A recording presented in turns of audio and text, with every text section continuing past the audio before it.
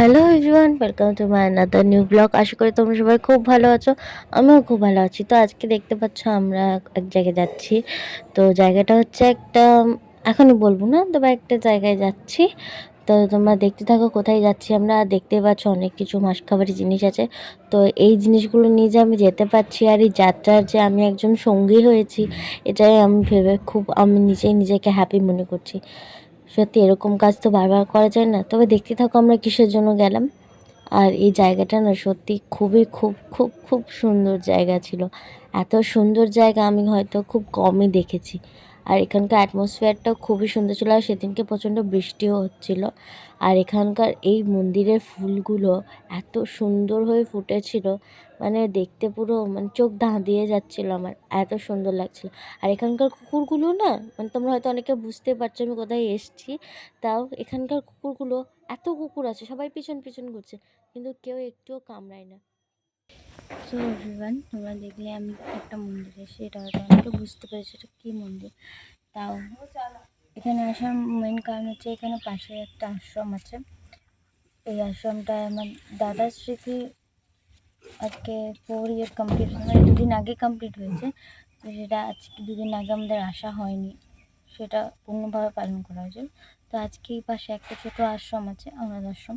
তো সেখানে একটু খাবার টাবার দিয়ে একটু স্মৃতির উদ্দেশ্যে আমরা সব ছোটো ছোটো বাচ্চাদেরকে কিছু জামা কাপড় আর কিছু খাবার দেব। আর ওদের 1 মাসের গ্রসারি মানে মাসকাবারি জিনিসগুলো ওদেরকে দেবো, সেই জন্য আরও আসা।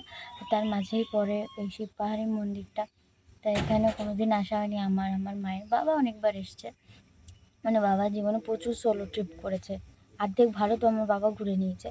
আমি অত সোলো ট্রিপ তো দূরের কথা, অত ট্রিপ আমি করিনি, সেটা সত্যি। তো বাবা এখানে আগেও এসছে, তো সেই জন্য বাবাকে বললাম চলো আমাদেরও দেখা হবে। দেন এখন যেই পান্ডামশাই এখানে আসে, উনি এখন আসেন, তো উনি আসুক, তারপরে মা বাবা পুজো দেবে। তো তারপরে ওখানে আশ্রমকে তোমার সাথে দেখা হচ্ছে। আর ভিডিওটা কেমন লাগলো অবশ্যই জানো। আর আমার দাদার উদ্দেশ্যে তোমাদের যদি কিছু বলা থাকে তো অবশ্যই কমেন্ট বক্সে জানিও।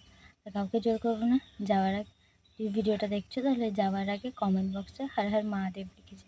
তারা তো তোমরা জেনেই গেলে আমি কোথায় এসেছি। তো এটা যে পাহাড়ীনাথ বাবার শিবের মন্দির। তো এই দেখো, এই মন্দিরটায় একটা ছোট্ট শিবলিঙ্গ ছিল, আর প্রথমে যে মন্দিরটা দেখলাম ওটাতে বড় শিবলিঙ্গ ছিল। আর এখানে ভোগ খাওয়ানো হয় এই জায়গাটায়। আর পাশে একটা গোয়ালা ছিল, ওটা একটা আশ্রম ছিল। আর এখানে নাট মন্দিরটা বসার জায়গা ছিল।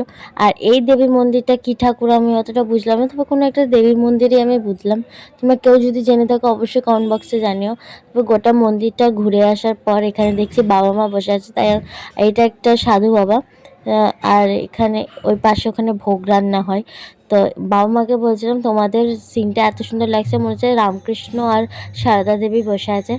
আর এখানে মা বাবা বাবা পাহাড়ীনাথে পুজো করছিল। তারপরে আমরা ওখান থেকে বেরিয়ে ওই আশ্রমটা যাই। তো দেখতে থাকো আমরা কি কি করেছি।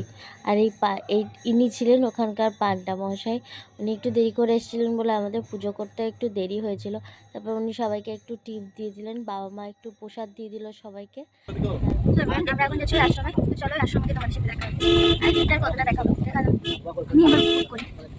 চলো দেখা যাক। তারপরে ওই বাচ্চাদের জন্য যেখান থেকে খাবার নেওয়ার ব্যাপার ছিল, ওইখানে এই জায়গাটায় বাবা খাবার অর্ডার দিয়ে দিয়েছিল। এই দেখে এই বাচ্চাগুলো সত্যি খুব খুব কিউট বাচ্চা ছিল।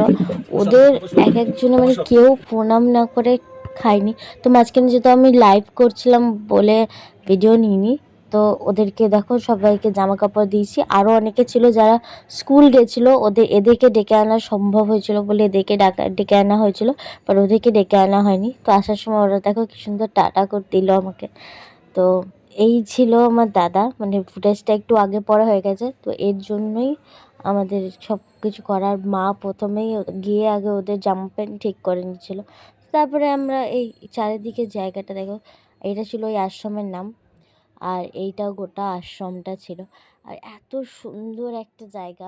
আমরা এখন ওই আশ্রম থেকে চলে এসেছি। এবার আমরা এখানে কিছুক্ষণ বসে আছি, দেখতে পাচ্ছ এই যে সারদা মা রামকৃষ্ণ। যাই হোক, এখানে বসে আছি, কিছুক্ষণ পর ওখানে ভোগ হবে। তারপরে ভোগ খাওয়ার পর আমরা বাড়ি ফিরে যাবো। তো তারপরে একদম ভোগ খাওয়ার টাইমে দেখা হচ্ছে, ঠিক আছে? তারপরে এখানে আবার বৃষ্টি হচ্ছে, শুধু বৃষ্টি হচ্ছে আর থামছে।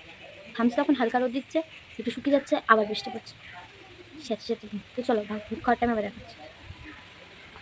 তো এই দেখো এখানে শুরু হয়ে গেছে বৃষ্টি পড়া, মানে এইভাবে বৃষ্টি পড়ছে আর থামছে।